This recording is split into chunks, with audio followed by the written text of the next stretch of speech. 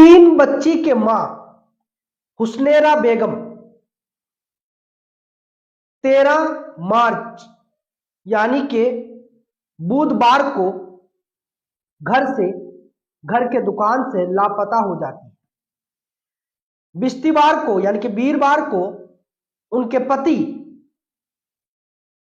थाना में जाकर कंप्लेन दर्ज करते हैं कि मैंने एक शादी के प्रोग्राम में कहीं पर गया हुआ था, दुकान छोड़कर, दुकान बीवी को देकर गया था।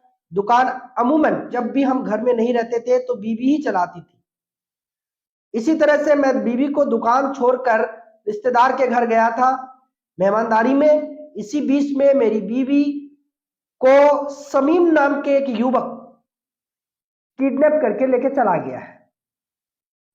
शक जाहिर करते हुए समीम नाम के युवक के ऊपर आरोप लगाया था।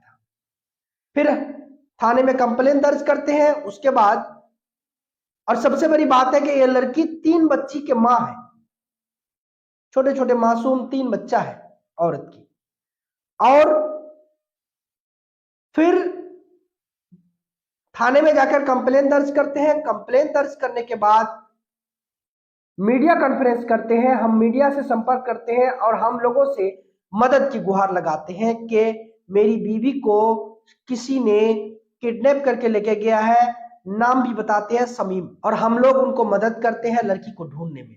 और हुस्नेरा की फोटो तस्वीर को हम स्क्रीन में दिखाते हैं, जो अभी भी आप लोगों को दिख रहा होगा।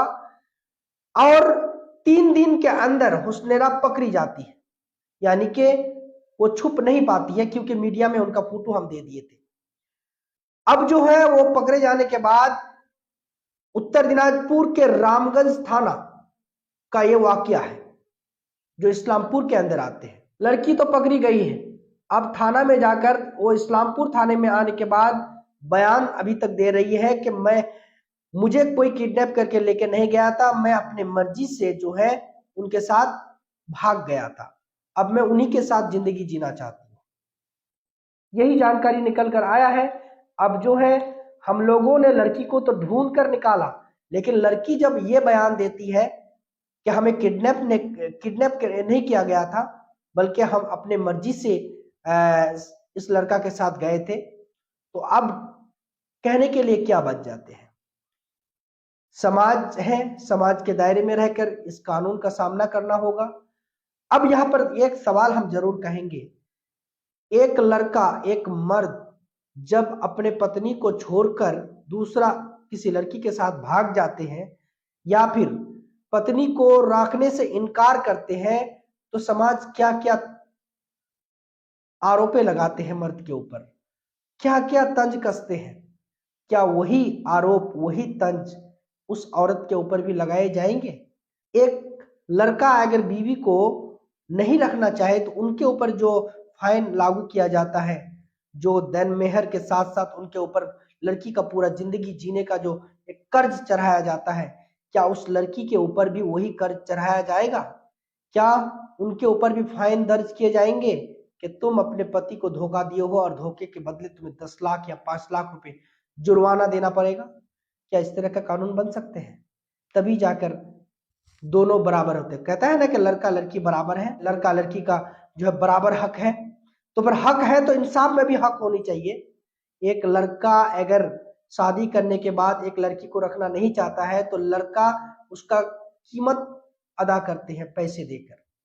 वहीं पर एक लड़की जब मर्द को धोखा देते हैं तो उनको कोई कीमत अदा नहीं करना पड़ता, बस सिर्फ इतना ही काफी है कि मैं उनके साथ नहीं रहूंगी। तो फिर बराबर कहां से हुआ? यहाँ तो फिर उच्च नीच का मामला रह गया कि लड़की गलती करे तो उनको माफ किया जाए, लड़का गलती करे तो उनके ऊपर कर्ज चढ़ाया जाए, उनके ऊपर फाइन चढ़ाया जाए। तो ये जो है दोहरा स्टैंड है। एक ही तरफ से सिर्फ लड़की को बराबर क्यों किया जा रहा है? दोनों तरफ से लड़की या लड़का को बराबर किया जाए। अगर लड़की गलत कर रही है तो लड़की के ऊपर, लड़की के परिवार के ऊपर या उनके ऊपर भी वही फाइन लागू किया जाए जो लड़का के ऊपर किए जाते हैं। अभी वो परिवार कहाँ जाएंगे? वो मासूम बच्चों को लेकर वो बाप कहाँ जाएंगे? ये औरत 3 बच्चा पैदा करने के बाद जब उस मर्द के साथ छोड़ देते हैं, उस परिवार को धोखा दे देते हैं, अब क्या होगा? आगे की कोई जानकारी निकल कर नहीं आए हैं, अभी मामला यही तक है। तो जुड़िए एनएसएफ के साथ, आगे जो भी पड़ताल निकल कर आएंगे फिर से रखेंगे। हमने लड़की को ढूंढने में तो मदद कर दिया, लेकिन लड़की आकर जब इस तरह का बयान देते हैं, अब हमारे पास कुछ करने को नहीं रहता है। अब समाज फैसला करेंगे क्या करना है क्या नहीं। तो दोस्तों, ये घटना उत्तर दिनाजपुर, उत्तर बंगाल के उत्तर दिनाजपुर इस्लामपुर विधानसभा रामगंज थाना की है, जो गांव के नाम है कमारगंज।